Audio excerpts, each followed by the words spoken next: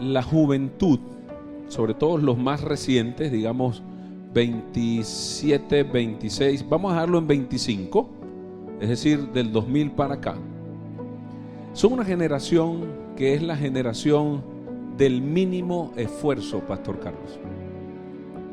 Es decir, ahora tenemos una juventud que todo lo quiere fácil y lo quiere ya.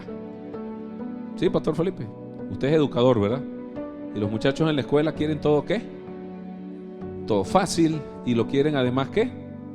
Lo quieren ya, o sea, lo quieren sí porque sí, lo necesito hoy, y además de eso necesito, hermano, que sea ¿cómo? Que sea fácil. Cuando la Biblia, al menos para la iglesia, debería ser una verdad, lo que el Señor le dijo a Josué. El Señor sabía que el desafío que tenía Josué por delante cuando Moisés le entrega el liderazgo o la guía del pueblo de Israel era un desafío muy grande, y el consejo del Señor fue: esfuérzate primero, y segundo, sé valiente. No se aparte de tu boca lo que dice el libro de la ley, esfuérzate y sé valiente. El problema no es que nuestra generación sea una generación del mínimo esfuerzo. El problema real está en que los padres los criaron así. Ups. El problema no está en los hijos. El problema está en los padres. ¿Me equivoco? ¿Dónde están los que tienen menos de 20? ¿Quién es el que quiere que usted no pase trabajo, hija? Y que usted todo lo consiga fácil, y si es posible, su papá se lo hace. ¿Quién es el que quiere eso? Su papá.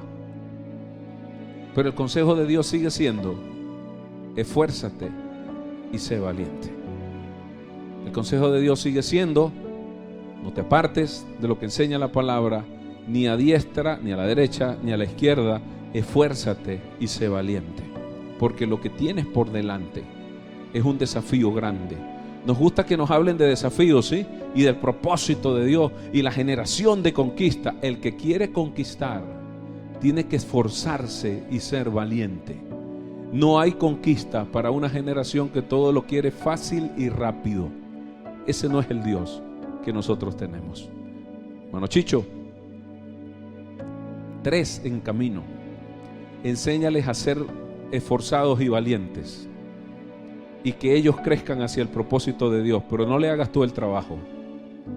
Facilita el camino, pero no le hagas el trabajo, porque cada vez más estamos creando y estamos criando generaciones sin carácter, generaciones que a la mínima presión posible se quiebran, se desbaratan, se desmoronan, se vuelven polvo, se vuelven pedazos si el wifi se cae.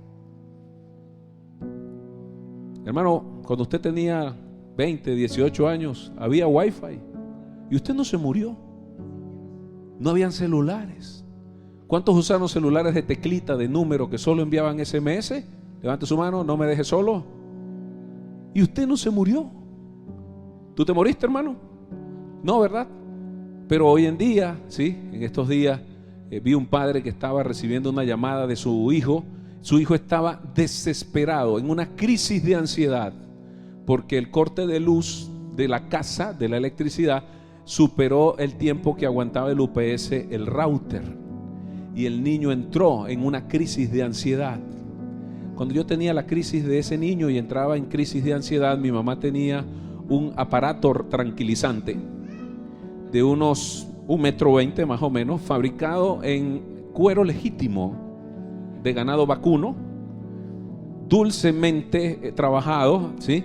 En, no sé cómo era que se llamaba, está aquí en Rubio, había una fábrica que tratan el cuero, eso tiene un nombre, en la tenería de Rubio, y luego en la talabartería, estas que hacían unos cinturones muy bien elaborados, y somos la generación de la correa. Cuando a mí me daban los ataques de ansiedad, mi mamá tenía una correa que se llamaba el amansalocos, y se amansaban los locos, ¿sí o no? Hoy en día no, porque desde hace unos 20 o 25 años para acá, la psicología nos ha enseñado que los hijos no se tocan porque se traumatizan, y hemos creado una generación sin carácter que tiene traumatizados a sus papás. El problema, Pastor Ramón, no está en los hijos. El problema está en quien los crió. El problema no está en la generación que se quiebra. El problema está en los padres sin carácter que lo formó. Y el problema está en que vienen tiempos difíciles. ¿Amén o no amén? La Biblia no dice que los tiempos de los postreros tiempos iban a ser tiempos fáciles. Dice que son tiempos ¿qué? Difíciles. Y si usted quiere soportar tiempos duros, tiene que ser ¿qué? Esforzado en primer lugar, esforzado más allá de lo normal, y segundo, valiente. ¿Qué significa eso? Hacer las cosas con arrojo, con aplomo, con fortaleza, pero además no tenerle temor. O no es que no existe el miedo, sino que entendemos que lo que tenemos por alcanzar, el premio del supremo llamamiento, es más grande que el miedo que nos da alcanzarlo. Amén. Que vale la pena luchar para llegar allá. ¿Estamos de acuerdo en eso? Ahora, lo importante es que de eso no es que hoy Dios nos va a hablar. Estamos hablando de esfuerzo y valentía, pero Dios nos va a hablar de nuestras finanzas. Y quise empezar por allí, porque también estamos teniendo, Pastor Carlos, Pastora Carolín, una generación que no está enseñando carácter en sus hijos, en lo que es la honra a Dios con nuestros bienes. Nuestros hijos pasan el día viendo redes sociales donde ven a cualquier cantidad y qué bueno que esto va a salir por las redes, de locos espirituales, buscando versículos en la Biblia donde enseñan a las personas y pagan publicidad para llegar a cientos de miles o millones de personas para decir un disparate como: no honres a Dios con tus bienes, que eso es del Antiguo Testamento. Le arrancaron a la Biblia el Evangelio de Mateo, dice allá Paulo, amén. ¿Sí? Le arrancaron a la Biblia la sección de Mateo donde dice es necesario diezmar lo material y no diezmar la misericordia y el amor por el otro. Esa página de la Biblia se arrancó. Y tenemos una generación que está escuchando a cada rato basura digital y que tiene su cerebro lleno de basura digital. Y obviamente cuando debe esforzarse en honrar a Dios, ni es esforzada ni es valiente. Pregunto para el que diezma y ofrenda, ¿es fácil hacerlo? ¿Cuántos lo hacen? ¿Cuántos antes eran ladrones? A mí no me da pena decirlo. Le hago la pregunta, ¿a usted le costó dejar de ser un ladrón espiritual, pastor, allá? Sí, ¿verdad? ¿Robabas a Dios? Amén. Dice que, bueno, no, amén no, que así no sea. Pero muchos de los que hoy estamos aquí, que quizás Dios no tiene en un lugar de privilegio, entendimos que honrar a Dios tiene su bendición. Amén. No honramos a Dios para que nos bendiga, honramos a Dios porque ya nos bendijo. Como decía un hermano en esta iglesia hace años, porque ya Dios nos bendició. Así no se dice bendijo. Y se nos olvida que Dios quiere una generación de personas esforzadas y valientes, no importa la edad. Perdonen que le tenga que hablar así a los que tienen sus hijos pequeños, pero en sus manos está la responsabilidad de criar una generación con carácter. Amén. En sus manos está la responsabilidad. ¿Dónde están los que tienen hijos menores de 16 años? En sus manos está la responsabilidad de no entregarles una pantalla antes de los 16. Y lo podemos discutir en el terreno que quiera, para explicarle lo que le pasa al cerebro del niño cuando antes de los 16 años es expuesto de manera temprana, prolongada y sin supervisión a dispositivos móviles. ¿Lo entendió o se lo digo en venezolano? Estamos dejando que la tecnología crea una generación sin carácter. Estamos dejando que la tecnología le diga a nuestras generaciones que a Dios no se honra con nuestros bienes. Y después vamos a tener una generación arruinada que no va a poder vivir las bendiciones de Dios, porque es que las promesas de Dios son en el sí y en qué, y en el amén para el que las obedece.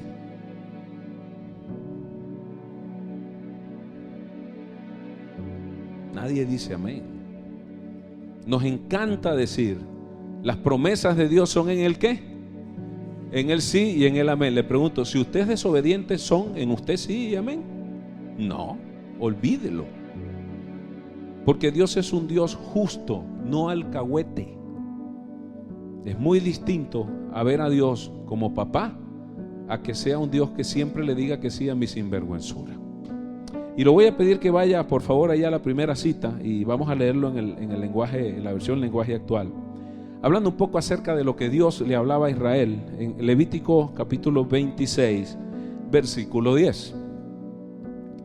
Y dice el Señor: comerán del trigo almacenado en años anteriores y hasta tendrán que desalojarlo para almacenar el trigo nuevo. Se la leo nuevamente. Comerán del trigo almacenado en años anteriores y hasta tendrán que desalojarlo para almacenar el trigo nuevo. Hemos recibido palabra durante estos días a través de nuestro apóstol de que Dios nos ha bendecido de una manera sobreabundante, ¿sí? De lo normal a lo suficiente, de lo suficiente a lo abundante y de lo abundante a lo sobreabundante. Pero si nosotros no entendemos que eso está sujeto a la obediencia, difícilmente podremos ver la sobreabundancia. ¿Me logro explicar? Es decir, nos encantan las promesas de Dios y antes de que se me olvide, miles de personas, lo dije una vez en una enseñanza, publican en sus estados de WhatsApp Filipenses 4:13. ¿Qué dice Filipenses 4:13? ¿Lo puedes decir fuerte, por favor? ¿Qué dice Filipenses 4 del 1 al 12? En todo y en todo he sido probado, tanto para tener como para no tener, tanto para vivir en abundancia como para vivir en escasez, prisiones, látigo, castigos, cárceles. Después que el escritor dice eso, dice: todo lo puedo en Cristo que me fortalece. Y es el versículo que usan casi todos los que se han ido huyendo del país. Si usted todo lo puede en Cristo que se fortalece, que le fortalece, quédese aquí. Amén. No sé si usted tiene un familiar que se fue, lamento decirle esto. Pero si usted todo lo puede en Cristo que lo fortalece, los primeros 12 versículos dicen que esta situación que tiene nuestro país, usted la iba a soportar si se quedaba. Amén o no amén. Eso es un tema que cuesta entender. Pero este versículo dice que en la prosperidad material, en la bendición material de Dios, no digamos la palabra, no voy a usar la palabra prosperidad para evitar malos entendidos por allí, pero en la bendición material de Dios, Dios nos va a llevar a un punto en el que podremos comer del trigo almacenado en años anteriores. ¿A qué le suena eso?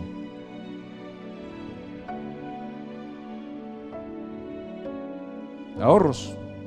¿Cuántos de los que estamos aquí tienen ahorros? No le pena.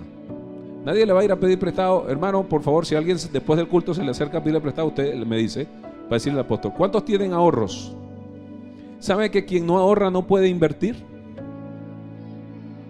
¿Sabe cuál es el fundamento de ahorrar? Poder invertir. Aquí dice que cuando estamos bajo la bendición de Dios, vamos a poder comer del trigo almacenado en años anteriores e inclusive vamos a tener que desalojar de ese trigo para almacenar ¿qué? ¿Para almacenar qué? Y nadie dice amén. ¿Quién dijo amén? Tendremos ahorro, hermano, y tendremos que abrir espacio en la gaveta donde tiene usted los billetes para meter más, o donde usted, la cuenta donde tiene el dinero, tendrá que pasarla a otro lado para poder meter más allí. El tema es que no lo creemos. Hay creyentes que pasan todo el día quejándose por algo. Tienen el ministerio de la queja. Esta tarde, estábamos allí en Barrio Obrero con el pastor Ever haciendo unas cosas allí de sus panes. Y llegó una persona que hace un año, justamente en esta misma fecha del año pasado, trabajó frente a donde está el pastor Ever y llegó, ¡fua! Me dice: hola Ángel. Y digo: ¿cómo está? No me acuerdo el nombre, pero bueno, en fin, él no va a ver la prédica, creo. Y nos pusimos a hablar y desde que él comenzó a hablar empezó a quejarse. No, qué bueno que ha sido difícil porque tengo un año trabajando y todavía no he levantado la cosa y está difícil y estoy buscando un crédito. Yo dejé que hablara. Cuando él terminó de hablar le dije: ¿te acuerdas de lo que te conté el año pasado que quería hacer? Me dijo: sí. ¿Cómo le ha ido? Le dije: no tengo tiempo para atender clientes. ¿Está oyendo? Me falta tiempo para atender clientes porque yo tengo una norma, hermano. Y mi norma es que un hijo de Dios no puede pasar el día quejándose, porque usted de lo que declara con su boca, ahí va a andar metido todo el día. ¿Sí o no? Y hay cristianos que pasan todo el día quejándose. Y yo puedo enseñarle a usted esto hoy a los que están en YouTube. Comerán del trigo almacenado en años anteriores. Y la gente dice, es que con lo que uno gana aquí no puede ahorrar. ¿Ha oído eso? ¿Ha oído eso? Y quizás usted es uno de los que lo dice. Un hijo de Dios no habla así. Comerán del trigo almacenado en años y tendrán que sacar de allí para poder traer ¿qué? ¿Traer qué? Trigo nuevo. Le voy a decir algo que a usted quizás le va a sonar loco. Ni cuando yo trabajaba en la empresa que trabajé hasta el año 2008, veía la alacena de mi madre en la casa de mi mamá tan llena como la veo hoy. ¿Está oyendo? Ni siquiera cuando trabajé allá, en los años que trabajé, Pastor Ramón, vi el estante de comida de casa de mi mamá tan lleno como lo veo hoy. ¿Y sabe qué? Yo soy jubilado. ¿Y cómo hace, pastor? Como hacen los de fe. Yo no me ando quejando. Yo creo esta palabra. Yo creo que ahí dice que podremos comer aún de cosas que hayamos almacenado y que vamos a tener que abrir un espacito ahí en la alacena para meter más caraota y más harina. Pero hay que tener fe. Si usted sale de aquí, Pastor Carlos, y yo le digo una cosa, perdone que sea tan sincero y eso quede grabado, me enferma las personas que todo el tiempo se están quejando. Si usted ve que en algún momento usted siente que yo le saco el cuerpo, revise lo que usted habla delante de mí. Si usted es de las personas que se quejan, yo me voy a alejar de usted. Yo no converso con personas que se quejan. Y si converso es para aconsejarla. Y si no hacen caso, yo le dedico ese tiempo de consejo a otra persona que sí sea obediente. Pero iglesia, Dios nos ha llamado en medio de los momentos que haya que estar a ser fieles a Dios y a ser agradecidos. Y Dios cumplirá esta promesa y dirá, aún donde tienes almacenado vas a tener que abrir espacio para guardar más. ¿Cuántos han vivido eso? ¿Alguno ha vivido en su casa? Aquí hay una familia, no sé si todavía está aquí, es que no me acuerdo cuál familia fue, que llegó una vez alguien a pedir comida a su casa y lo único que había era 1 kilo de harina. ¿Sí recuerdan ese testimonio que se contó aquí? Y esa familia le entregó el kilo de harina a la persona que estaba pidiendo comida. En la tarde, noche, se acostaron a dormir. Es su problema si usted no lo cree. Al otro día en la mañana, cuando esa familia se levantó, sí, pastora Carla, yo estoy mintiendo. Ah, fueron ustedes. ¿Qué había en la mesa? Una harina pan. Porque es que si Dios es el Dios del oro y la plata, Él tiene plata para comprar harina pan. Y no 1 kilo, bultos. El problema no es Dios, el problema somos nosotros que no tenemos fe. El Señor premia nuestra fe. Iglesia, no sé a quién Dios le está hablando. Yo sé que a mí me habla. Antes de pararme aquí, deje de quejarse y empiece a creer esto que dice aquí. Tira, pastor, porque es que usted no vive en mi casa, ni usted vive en la mía. Yo podría decir lo que dice Pablo. Es verdad, todo lo puedo en Cristo que me fortalece. Pero ¿sabe qué, hermano? Yo puedo decir eso porque también conozco los 12 versículos anteriores. Sé vivir en escasez. No sé vivir en la cárcel, no, porque no he ido para allá, pero sé vivir en dificultades. En todo he sido enseñado, bueno, en muchas cosas, quizás no en todo, me faltan cosas por aprender, a estar agradecido con Dios en la circunstancia que sea. He aprendido a vivir así, porque todo lo puedo en Cristo, que me fortalece. Miles de venezolanos ponen en su estado, todo lo puedo en Cristo que me fortalece, pero se fueron cuando las cosas se pusieron difíciles. Eso hay que usarlo cuando la cosa está difícil. Amén. Y sepa que Dios tiene planes para nosotros, pero Dios no puede controlar tu lengua, Pastor Carlos. Tú hablas y te quejas porque, perdónenme la expresión, porque lo quieres hacer, porque tienes algo dentro de ti que te lleva a quejarte.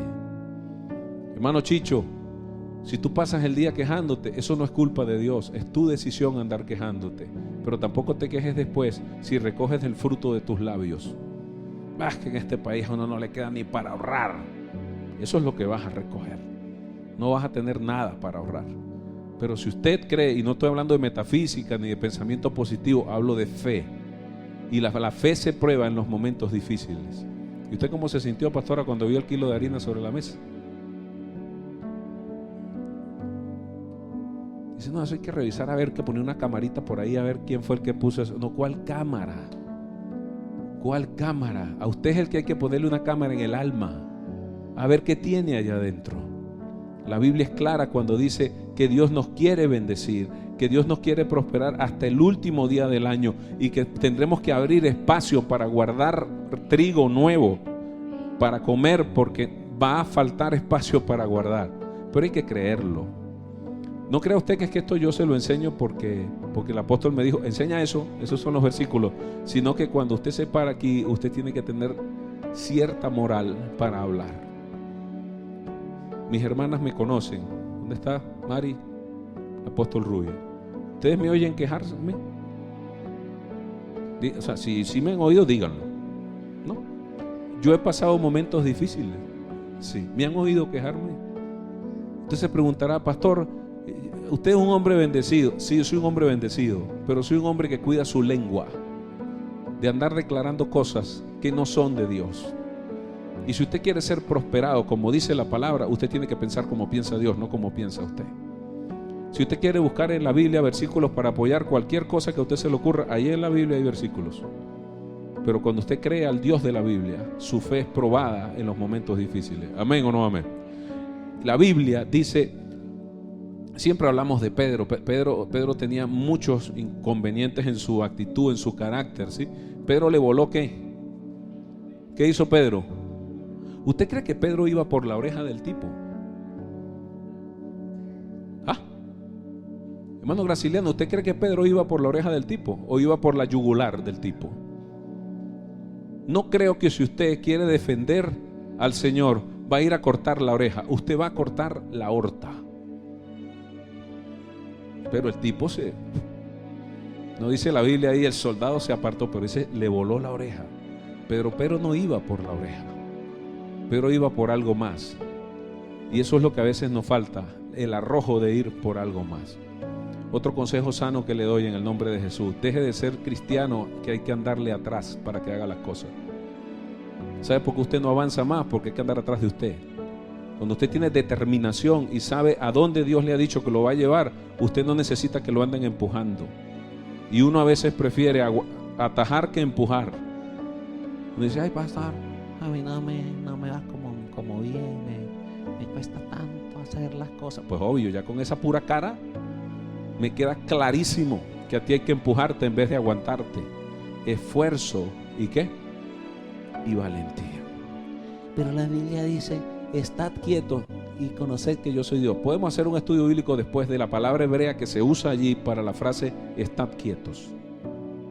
Estar quieto no significa estar como un menso esperando que ocurran las cosas. Estar quieto significa otra cosa. Estar quieto significa fe, pero no significa mensedumbre. No es que usted va a estar como un menso esperando allí.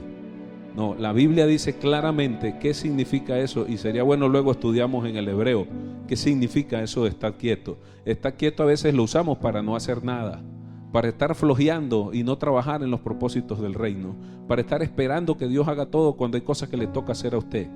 Es cierto que la Biblia dice estad quietos, pero estad quietos en la raíz real de lo que significa estar quietos. Busca por favor Proverbios 11, 25, dice, este fue el versículo que me dio el apóstol, fue el 25, el 24 lo metí yo, ¿ok? Para que si le va a decir al apóstol, dígale, el pastor metió el 24. Él me dice, el que es generoso, ¿qué dice ahí? Prospera, y el que da, también recibe. Entonces a mí sí me gustaría ser como el apóstol, que le regalan y le regalan cosas. Bueno, entonces dé como da él.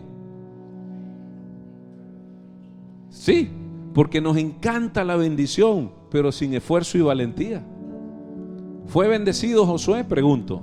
Sí, pero ¿por qué fue bendecido? Porque se esforzó y además ¿qué? Fue valiente. Jonás estuvo en el vientre del pez, ¿sí o no? ¿Sí o no? Y después el pez lo llevó ¿a dónde?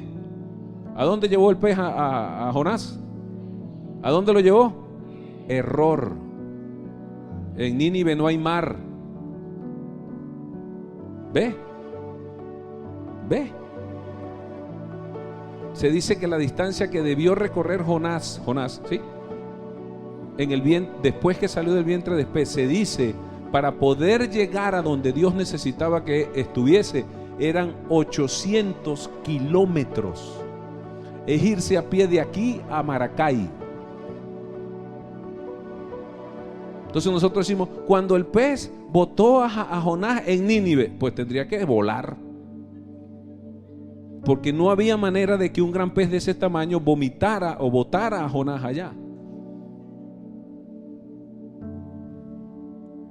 Pero como usted nomás lee la Biblia por encima, a Dios hay que escarbarlo, revisar. ¿Qué me quieres decir, Señor? Pasó 3 días ahí en el vientre de pez. Sí, pero no viendo Netflix, ¿no? No había Instagram, no tenía un celular. No, estaba ahí dentro del vientre de ese gran pez. Y después que salió de allí vomitado, tuvo que caminar unos cuantos días para poder llegar allá. Te dirá, dice, ¿por qué él se molestaría de esa manera cuando Dios perdonó a la gente? ¿Quién no se va a molestar? Después de estar entre ese pez, caminar todo ese trecho, o sea, es razonable que él asumiera esa actitud. Sin embargo, Dios es misericordioso. Esfuerzo, ¿y qué más? Y valentía. Pero fíjese que el 24 dice, ay, me gusta ese versículo, dice, hay gente desprendida que recibe más de lo que da. ¿Conoce gente así? ¿Sí o no? Nuestro apóstol es uno. Pero hay gente tacaña. Voltéese al de al lado y dígale, tú eres tacaño. Pregúntele.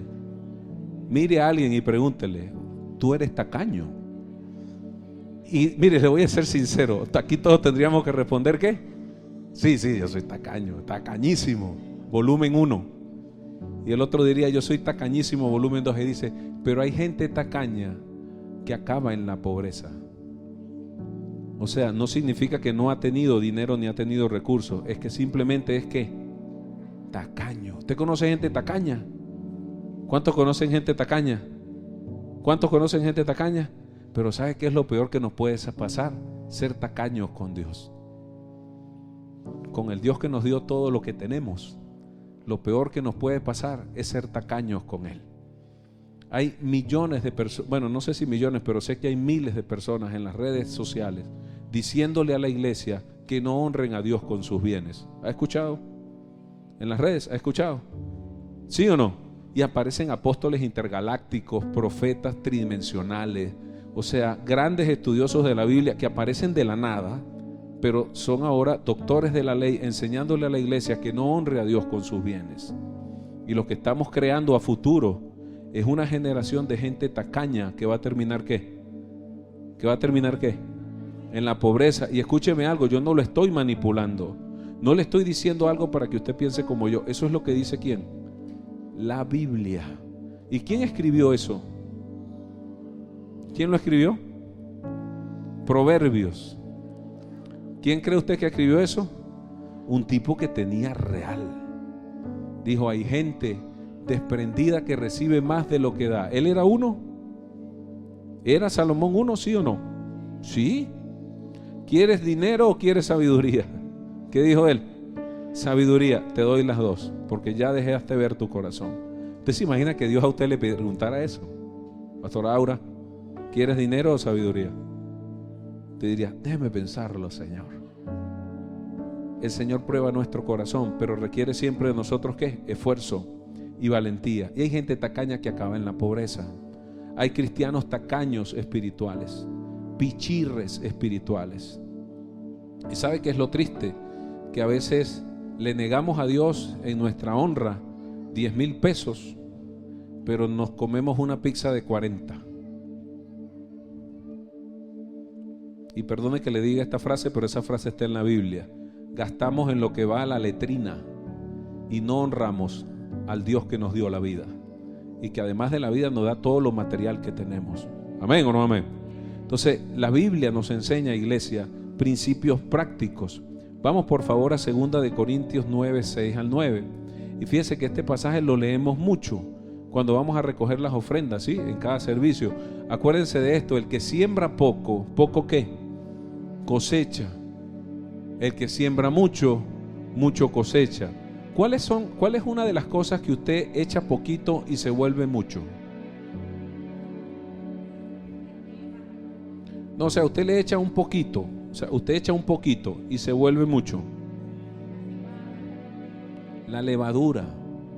Usted le pone levadura a la harina, ¿y qué le pasa a la harina?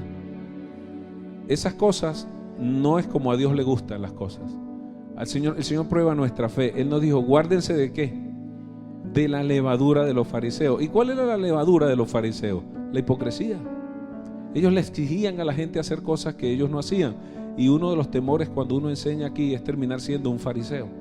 Decirle a la iglesia: honren a Dios con sus bienes, diezmele al Señor, honre a Dios en la fiesta, y usted no da ni una chapa de Coca-Cola, de esas oxidadas viejas que vienen en la botella de vidrio. Pero la Biblia nos enseña que a Dios debemos honrarlo. ¿Cuántos están de acuerdo con eso? ¿Cuántos están de acuerdo con eso? Sabe que aquí hay hermanos que son empresarios, ¿sí? Espero que ese hermano no esté viendo el video hoy, que hoy no le dé por oírlo, que no honraban o no honran a Dios como es debido, y sus negocios se han venido a pique. Y cuando uno habla con ellos dice: no, estoy pasando por una prueba con Dios. ¿Una prueba con Dios? ¿O una prueba que tú originaste por no serle fiel a Dios?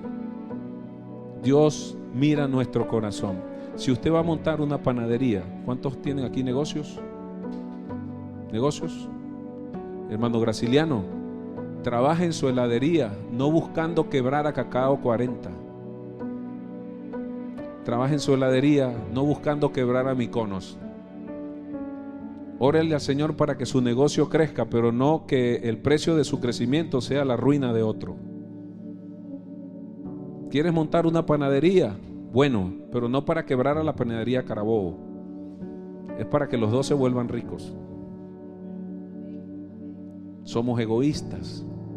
No, es que el Hijo de Dios soy yo, ya mi Dios me tiene que bendecir. Sí, si trabajas y no eres flojo, sí. Pero te aseguro que aquel italiano, dueño de la panadería, se levanta, ¿verdad, hermano Obed? A las 4 de la mañana y se acuesta a la 1 trabajando. Y tú te paras a las 10 y te acuestas a las 7.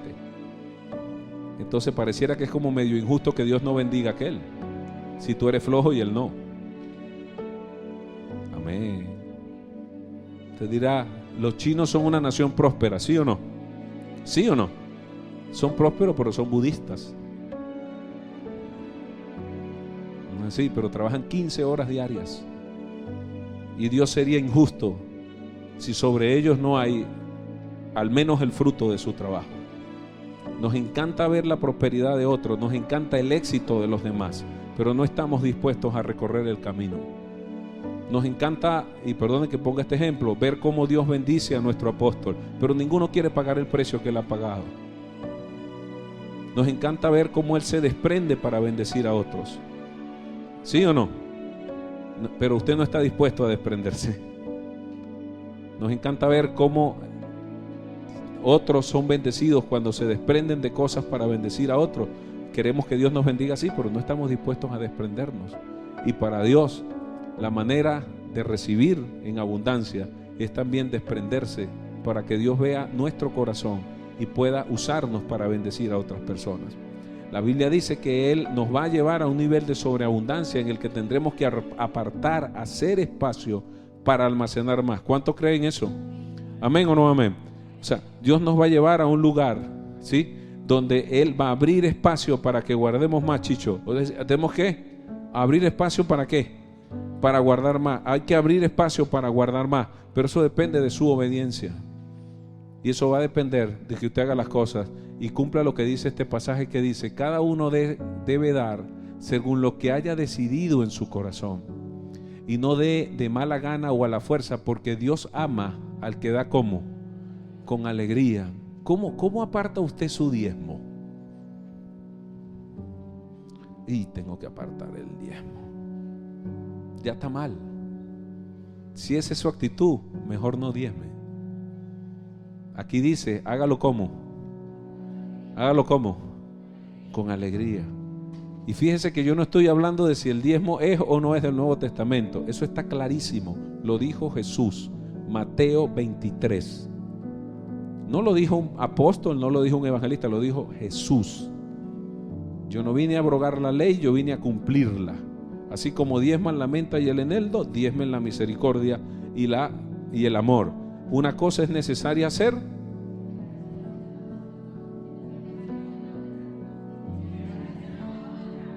Ahí está. No está en discusión. Lo que está en discusión es nuestra disposición para honrar a Dios y nuestra disposición para bendecirle a Él y que Él pueda abrir la ventana de los cielos y poner bendición sobre nosotros hasta que sobreabunde. ¿Amén o no amén? El Señor abre. ¿Quién tiene la llave de los cielos? ¿Quién tiene la llave? Usted carga la llave en la mano. Malaquías 3:10 dice: pruébenme ahora en esto. Versión Dios habla hoy, dice: para ver si yo no abro la ventana de los cielos y derramo sobre ustedes bendición hasta que sobreabunde.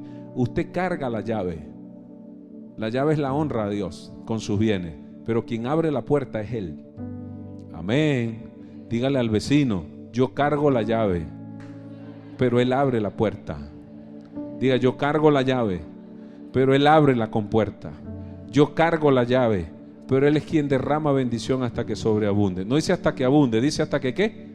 Hasta que sobreabunde. La versión popular dice: de una manera que no podremos contenerla, no podremos aguantar la bendición. Y eso es lo que Dios quiere para nosotros, iglesia. Pero ojo, Dios no es un Dios de cuentos bonitos. Dios es un Dios que demanda de Él, de su pueblo, de sus hijos, esfuerzo y valentía. No sabe cuántas personas a mí me han dicho alguna vez, conversando, pastora Aura, es que yo no diezmo porque no me alcanza. Y yo siempre le corrijo: es al revés. No te alcanza porque no diezmas. Pero cuando empieces a honrar a Dios, te vas a dar cuenta cómo la ventana de los cielos se va a abrir. Y hoy que estás buscando trabajo, vas a ir a una sobreabundancia en donde tendrás que decirle a la gente: no tengo tiempo para atenderte. Donde vas a tener en tus graneros para vender, y va a llegar alguien y vas a tener que decirle: la semana que viene, porque no tengo ya más disponible. Y Dios nos va a bendecir de paso a paso, de nivel en nivel, de victoria en victoria, porque eso es lo que Él quiere. Pero Él anhela una iglesia obediente. Dígale al vecino: esfuerzo y valentía. Así que Dios sí anhela sobreabundarnos, pero esa sobreabundancia depende ¿de qué? De nuestra obediencia. Y no solo de nuestra obediencia, sino de nuestra fe. Creer que Dios lo va a hacer, aunque mis ojos físicos no lo vean. Amén. Y que el Señor les dé la visión. A ver, Él a mí me ha dado la mía, pero no tiene por qué ser la suya.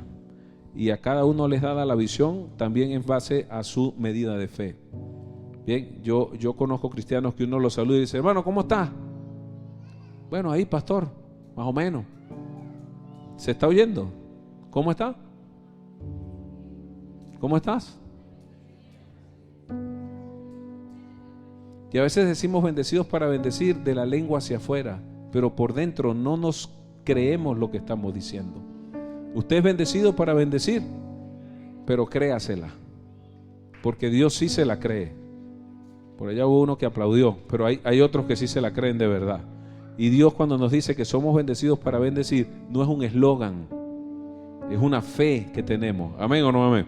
Llévese hoy, si se le olvida cualquier cosa de lo que a través de mí, el Señor le habló, no se le olvide que usted no está llamado a pasar el día quejándose. Usted está llamado a pasar el día alabando a Dios y honrándolo y esperando la bendición que Él tiene para usted. Amén. Póngase de pie, vamos a orar.